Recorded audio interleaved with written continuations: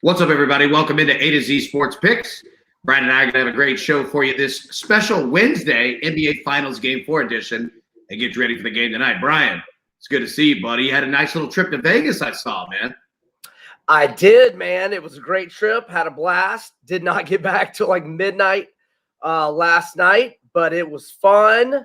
I loved watching Poirier get the win over Connor, and what an ass McGregor made of himself after the fight, and even all the way up to yesterday. But great weekend, man. Had a good time. Nice, man. Yeah, your pictures look great. Looked like you had an awesome time. The fights were fantastic. Unfortunately, we saw it end, that way with McGregor. But I mean, the whole card, like I enjoyed it. Like it was a really good, UFC 264 card. So yeah, I'm glad that you had a great time, man. And everybody, welcome in A to Z Sports Picks. I'm Alan Bell, CBS Sportsline, alongside of Brian Edwards of VegasInsider.com. A to Z Sports Picks is brought to you every Tuesday and Friday. Special one today on Wednesday here by BetMGM, the king of sportsbooks. Make sure everybody download that BetMGM app. And if you do, for tonight, if you use promo code A to Z 100 and you put a $1 money line wager on either the Suns or the Bucks, doesn't matter which team. If either of those teams hits a three-pointer, you get $100 of free bets. Literally the easiest one you can make. I've done it, used it. It's fantastic. That's BetMGM, the king of sports books. Visit BetMGM.com for terms and conditions. Must be 21 years or older. Must be present in the state of Tennessee. For gambling problem support, call the Tennessee Red Line at 800-889-9789. So, Brian, it's good to see you. Like I said, I want to jump right into it, jump right into the game tonight. We've got game 4. It's a massive one. I always love when we get to a game 4 in, an NBA or, NHL playoff series, in a series of 7, because it really is a pivotal moment for both teams, right? And let's get these odds up on the screen so everybody can see it. Now, understand that odds have been moving around a lot, and depending on which book, so it might be, half a point up, down, wherever, depending on what you're seeing. But pretty much Bucks 4.5, some 5. See 5.5 earlier this morning. Quickly went back down to 5, 4.5, and a total of 221. So, Brian, like I said, we've got a massive game 4 tonight. Suns lead the series 2-1. But it looks like Milwaukee may have figured some things out. So I'm going to throw it to you. Just what are your overall thoughts on what kind of game that we're going to see tonight? And then we'll make some picks on it, obviously, here in just one second. But, yeah, just break down what you expect to see out of the game. Sorry about that. Little technical difficulty there.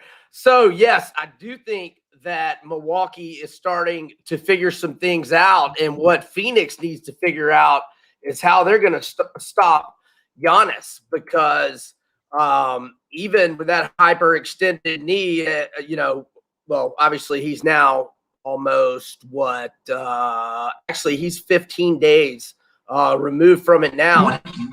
Whoa. My bad there.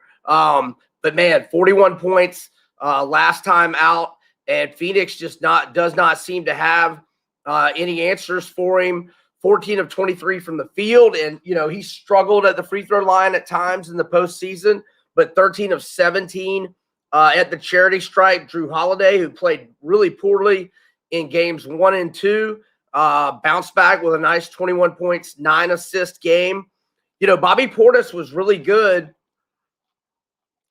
when Giannis got hurt in games 5 and 6 against Atlanta, but wasn't really much of a factor at all and didn't get a lot of playing time in Phoenix. He had a nice game in game 3. Let me throw out some stats, just home and away dichotomy. So the Bucks for the season are 34-11 straight up at home, but they're only 24-21 against the spread. Phoenix on the road, 30-15 straight up, 25-18-2 against the spread. But anyway, Portis got back in the mix with 11 points and 8 boards the other night. I thought Milwaukee caught a break with DeAndre Ayton getting in foul trouble. He had 12 points in the first quarter, but then was limited to 24 minutes for the game because of foul trouble. Still had 18 and 9 in the losing effort. Now, the thing that Milwaukee cannot count on tonight is the struggles that Devin Booker had. You're not going to see him go 3 of 14 from the field tonight and be limited to only 10 points and even he only had 2 assists too. So even on a night he was struggling from the field, he didn't find a way to impact the game in a positive fashion other than his, shooting. But he's one of the best shooters in the game, so they can't count on that happening again tonight. But there's just a few quick hit thoughts. And I'll also give out in terms of the total, the combined scores in all 3 games of the series so far have been 220, 223, and 226. And like Alan referenced, that total's been bouncing around anywhere from 220 to 221 and a half. So there we go. There's my first initial thoughts. Yeah. So, I'm going to jump right into my pick on this. And here's, like I said, it's a game 4. I think it's pivotal for both teams. I mean, if we're 2-2, we're at an even series. And I don't mean that just by the numbers. Like, it could go either way. If it goes 3-1 to the Suns, Bucks are in serious trouble here, right? Like, so I think that what we're going to see, and my pick is the under. I got it at 221 and a half, and I'm going to play the under, and here's why. If you look historically at the last 5 game 4s in the NBA Finals, 4 of them saw a decrease in points from game 3, all right? The last 3 game 4s in the NBA Finals saw a decrease of points of 21, 35, and 19, respectively, from game 3 in that, respective series, right? So I'm not saying that that's going to play out like to the T, but it makes sense to me why game 4s have shown that historically in terms of fewer points being scored. One, I think we're going to see a much tighter game tonight because both teams understand just how incredibly important that this game is. And I'm not saying that, fatigue is going to be anything of a factor. They've had a nice little rest break, from game 3. But again, like I could just see this being a game where both teams press. I could see it being, somewhat high scoring in the first half. And then towards the middle of the third and through the fourth, I could see it getting really, really tight and slowing down. So my play is going to be on the under here. I think we're going to have a fantastic game. Brian, I throw it to you. What's your pick on the game tonight? Yeah, I think the total is or for me, I think it's a tough call. So I'm going to pass on the total, and I'm going to go with Milwaukee. I think they figured a few things out, and I just don't know that Phoenix has anybody to defend Giannis.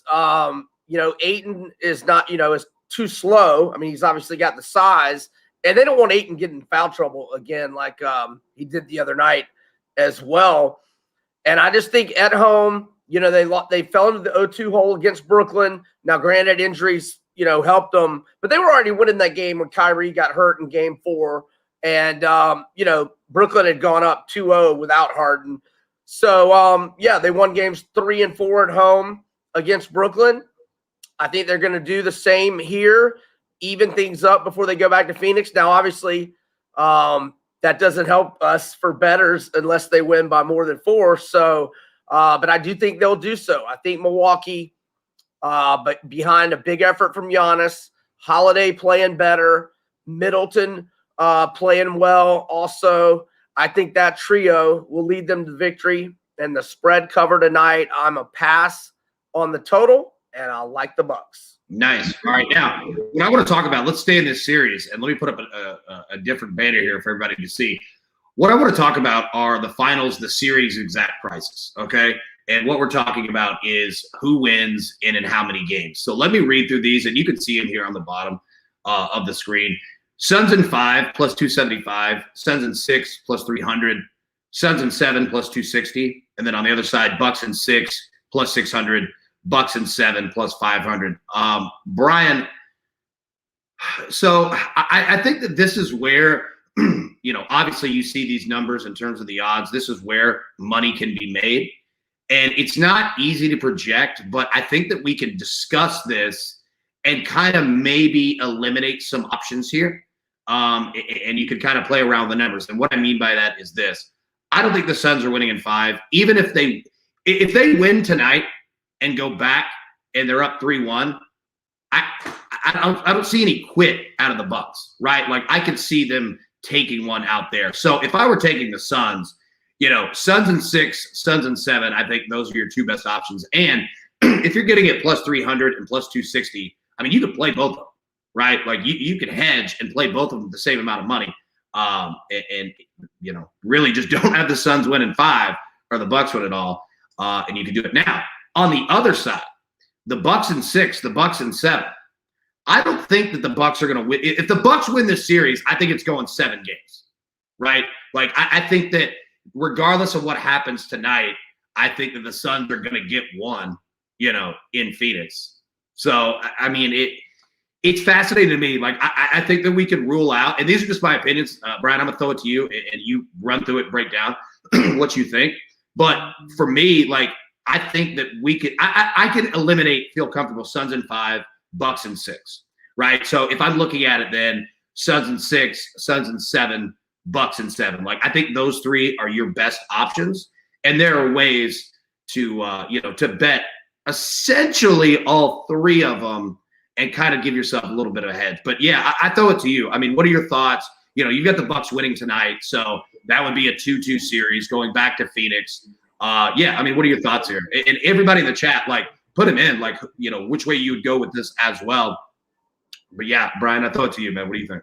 No, I agree 100% with you, Alan. I don't think Suns are winning in 5, and I don't think Bucks are winning in 6. I think those are the 2 you can eliminate. If I had to pick one, I'd probably go Suns in 7. And that scenario you threw out, if you took both the same amount, being Suns in 6 and Suns in 7, if you got into Suns in 7, you oh wait, never mind. I was going to say you can hedge yourself by playing the Bucks, but not if you play both. Never mind. So I think it's going to be Suns in 7. I agree with you. It won't be Suns in 5 or Bucks in 6. Suns in 7, I think, would be the pick. Yeah, I think so too. And, you know, again, you know, I like playing these futures like so close to the end because, yeah, I mean, you know, if you would have played these, you know, before the series started, obviously, you know, we talked about it last week, like you had much better numbers, but now you have an opportunity here, honestly, to where you can kind of, you know, eliminate some items there, right? And you can give yourself a really nice window to play. So yeah, I'm with you, man. I think that there's some opportunities here, and I'm going to do it. The Suns in 6 and Suns in 7. Like I'm going to play both of those. You know, probably half a unit each. You know, just to have something on that there. And yeah, just kind of hedge myself with that opportunity. Now we'll jump into our next segment here, staying on this game, what we call the most exciting game in sports betting, proper parlay. Everybody knows the rules. Everybody knows how to play it. What we're going to do is we're going to drop some parlays or prop options here. And you have to pick at least one. You could pick more than one, but you have to pick at least one. And I want to hear and see what everybody's choices are. And I'll put this on the screen so everybody can see it. And Brian, I'm going to read these, and then I'll throw it to you. Get your thoughts here. But let me get these on the screen so everybody can see it. There we go, right there. And let me read through them now. So any player to score 12-plus points in the first quarter, plus 120. Giannis to record 15-plus rebounds, plus 165. Bucks to win by 6 to 10 points, margin bet there, plus 340. Chris Paul to record 2-plus blocks, plus 230. Suns to win by 3-plus points, plus 195. Devin Booker to score 30-plus points, plus 115. Chris Middleton to make 5-plus three-pointers, plus 425. DeAndre Ayton to record 15-plus rebounds, plus 200. So everybody knows the rules. Put them in the chat. You know, what your favorite, what your best pick is. Again, you have to pick at least one, but you could pick more than one if you like them. So, yeah, Brian, I throw it to you, buddy. All right, buddy. So I dug up some stats on a few of these. So DeAndre Ayton, his rebounds in the 3 games in the finals, he had 19 in game 1, but since then he had 11 and 9. But again, he was limited to 24 minutes because of foul trouble in game 3. In the 19 postseason games for Phoenix, he has had 15 or more rebounds 6 times. And on that note, that's going to be one that I like. Ayton to get 15-plus rebounds at plus 200. As for Middleton to make 5 or more threes, which is that our most generous payout? It is at plus 425. But it's the most generous payout for a reason. He has only done so 5 or more threes in 3 of 19 Phoenix postseason games, and he's only done it going back to the last 8 games of the regular season.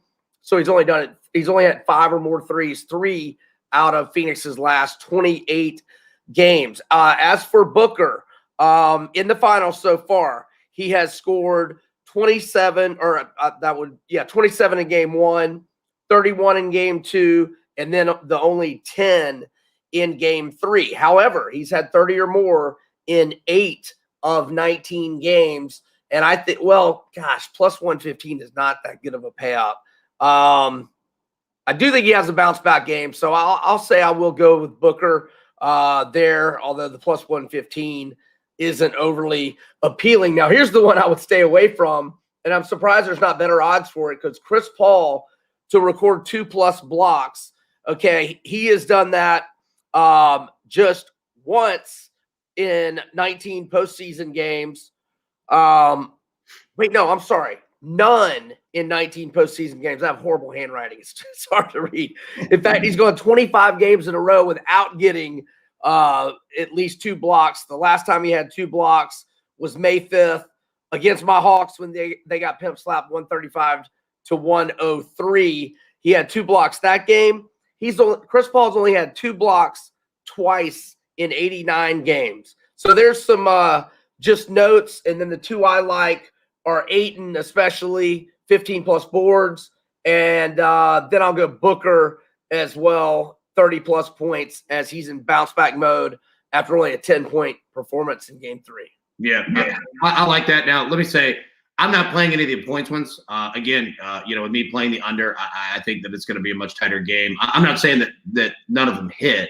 I'm just kind of looking at it from a different angle.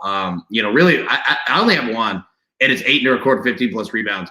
I think that this is going to be a game where it's going to be tight. I think you're going to have shots that get up, shots that get missed. I think there's going to be a lot of rebound opportunities here.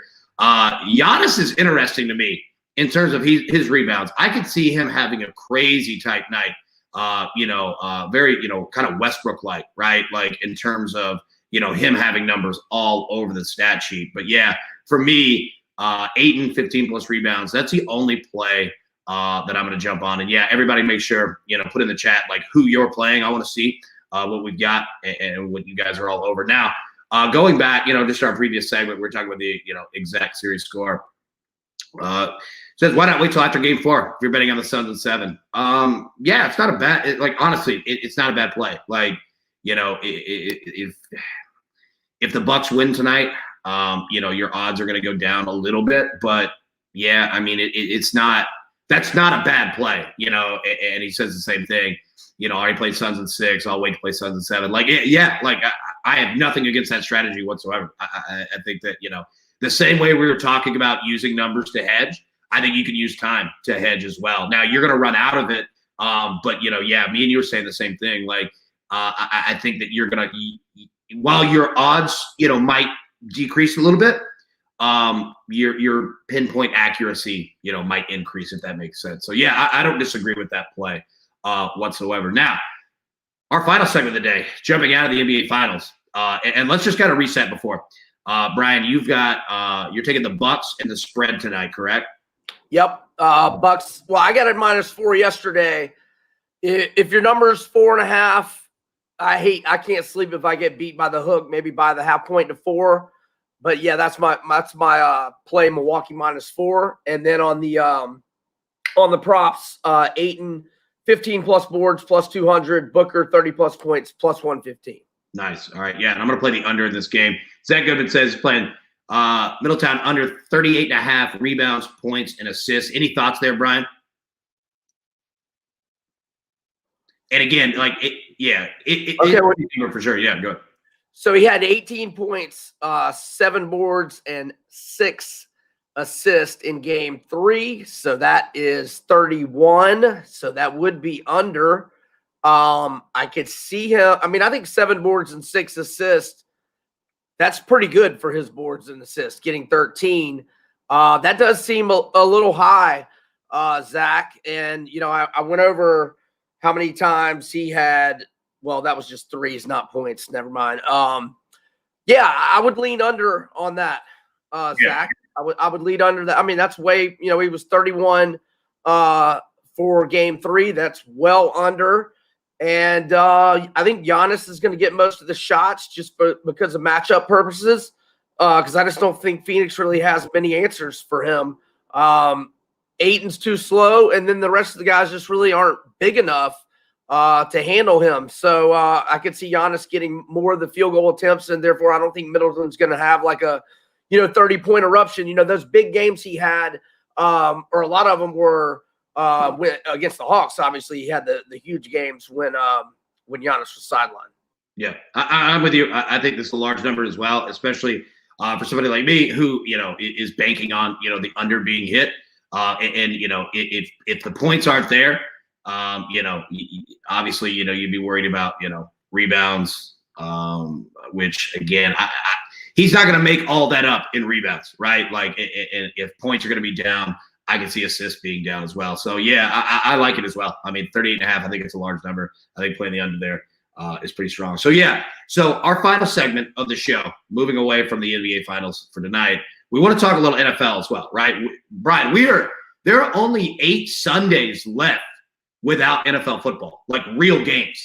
That's not even counting the preseason, right? So we are almost there.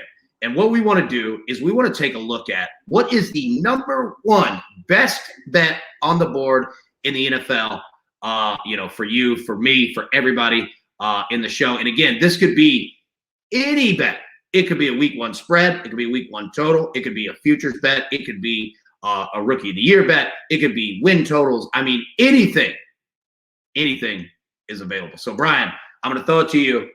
What is the number one NFL bet on the board? Okay, I'm going to tell you my number one, but it's going to be me repeating myself, and I don't want our audience to get bored, so I'm going to give a couple. You guys have heard me talk. I know I've mentioned it like 8 times. I love me some Kyle Pitts, anywhere from 10 to 12 to 1 to win offensive rookie of the year honors. As long as he's healthy, 14 or 15 games, I think he's going to win it. I'll give some reasoning. Look, Trevor Lawrence is not going to have that great of a year because he's on a garbage team. Now, I will give credit. They did bolster the wide receiver group for Lawrence with the addition of Marvin Jones, and DJ Chark is already a really good receiver.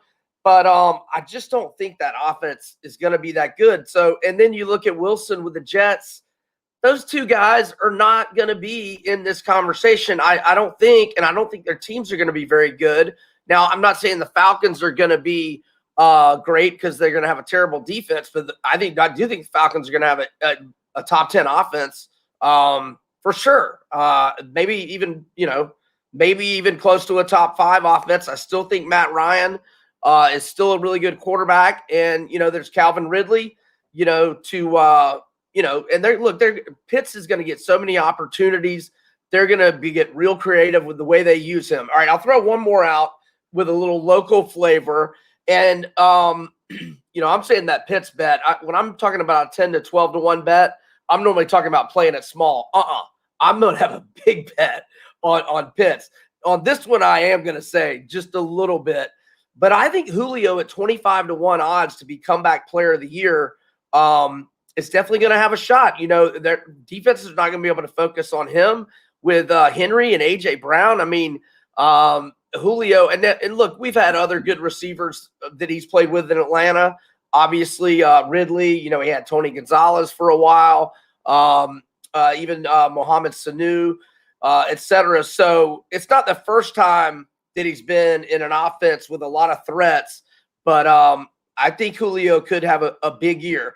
But I'm going to go is the one new one that I don't think I've mentioned. Although I did kind of say how I Trevor and I probably ragged on Urban Meyer. But I think this under 6.5 for the Jags looks very good at a -110 price. I don't think this team went 1-15 last year. 1-15. I don't think they got like some great upgrade in the coaching department. And I was going to go through the schedule, but look, you could count 4 L's when they play Tennessee and Indianapolis, in my opinion. I mean, just some other L's that are a given at Seattle, at the Rams. They do get a winning opportunity at the Jets, but at New England, is an L. Miami and London is an L. They have a road game on a short week at Cincinnati, not implying Cincinnati's great, but I do love Joe Burrow, and the road team is always at a disadvantage on a short week. So anyway, Jags under 6.5. Yeah, I like that Jags pick. In NFL history, there's only been 2 quarterbacks that were number 1 overall picks that had 7 wins or more in their rookie season, right? 2 ever. So yeah. Give me a second to think about it. If you know the 2, do you know the 2? Yeah. Go ahead and give your pick while I'm thinking. Right. Yeah. So and I'll say this: one of them was in the AFC South. Titans fans weren't the largest fans of his. I think that's a good play. I think the best bet is if you could get the Chiefs win total over 12, play it. Look, they're 8-0 to their over of the win total since Andy Reid has gotten there. They fixed the only plug that they had on the team was fixing their offensive line. They spent a ton of money doing it. And look, if you could get it 12, that means this is a 17-game season. That means they can lose 5 games and you still push. They're not going to lose 5 games, but you've got that insurance built in. Now, I know some books have moved it to 12.5, so be careful there, but you can still find it out there. 12, that's my number 1 bet, but I've got some others, that I think are some good ones. I think the Bills over 10.5, win total is going to be a solid play there. I like the Falcons over 7. I like the Titans over 9.5. I think this is a 10 or 11 win team. I think Julio fits a lot of what they wanted to get done in terms of the offense, of making it just spread out in terms of, putting your defense in space and having to make a decision. I like that Jaguars underplay. The over, I'm going to be all over some overs in week 1 in the NFL. Look, everybody says that defense is ahead of offense, and part of that is true, but part of it isn't. And what I mean by it is this, all summer, offense doesn't need anyone to practice against, right? Like you can run, we've seen quarterbacks run passing, drills. Tom Brady does it at his house, right? Defense needs someone to practice against. And if you look at last year, week 1 of the NFL was the highest scoring week 1 ever. And it continues to go that route. So don't be afraid to play overs in week 1. What I will say, though, is be careful of kickers in week 1. What we saw last year, I think they missed 19 field goal attempts in week 1 of last season. I know that, COVID and all that stuff, like it was a weird year, but be careful of that one. Like, I think they only hit it like a 70% clip, 71% clip, somewhere around there. But I think that if you see like a Titans-Cardinals, I think that game has an opportunity to hit the over. I think the Bucks-Cowboys has an excellent opportunity to hit the over. And I think that's the Thursday night game, Sunday night. Yeah, I'm not sure exactly what day that it is. But, yeah, I think that you're going to have some really nice opportunities to take advantage in week 1. And we'll break more of those down, as we get closer. But, yeah, I'm not afraid to play overs in week 1 at all. But my number 1, like I said, if you can get the Chiefs at 12 and the over, do it. Why wouldn't you? Like, knock on wood, the only way that they lose more than 5 games is if Patrick Mahomes gets hurt. Honestly. They've got weapons everywhere, right? So, yeah, I like that one. I like your Jags play. I like the Bills over as well. So, before we depart, Brian, any final thoughts? Andrew Luck's one of the quarterbacks, I'm guessing? Yep. I can't think of it. I know Eli did not have a good year his rookie year. I'm having a hard time thinking of quarterbacks that went number 1. Help me out. I tell you, this is what we're going to do. I'm going to put it on Twitter. I'm going to give you and everybody an additional 5 minutes to figure this out. Okay. Are you going to give a hint? What? Are you going to give a hint on Twitter? Nope. No hint. Okay. It's recent, though. It's not like, Sonny Jurgensen in 1952, right? Like it's a recent QB. But yeah, I'll put it on Twitter. I'll give you 5 minutes and I'll post it up there. But yeah, everybody, thanks so much for tuning in. Really do appreciate it. Appreciate you being with us on a Wednesday. We wanted to make sure that we got a show in for the game tonight so that everybody can be prepared, get your bets in. And again, leading up to the game, throughout the game, hit us up on Twitter. Let us know what you're playing. If you see anything live, anything, let us know what you're doing. And did our guy Josh just nail it? Who? What did he say? I didn't say. Marino? Nope. That's right. Well, year 2, he went to the Super Bowl. I don't know about year 1. I'm talking about Marino didn't go number 1 though. Marino went like 20 something. Yeah, I'm talking about a number 1 overall pick. Right. Yeah. So yeah, everybody's got 5. Well, yep. I'll give you 5 minutes. I'll give you 5 minutes, and I'm gonna put it on Twitter. But yeah, for Brian Edwards, I'm Alan Bell. Thank you so much for tuning in. We really do appreciate you. And Brian, let's make some money tonight. Let's make some money. All right. See you guys. Good luck, everybody.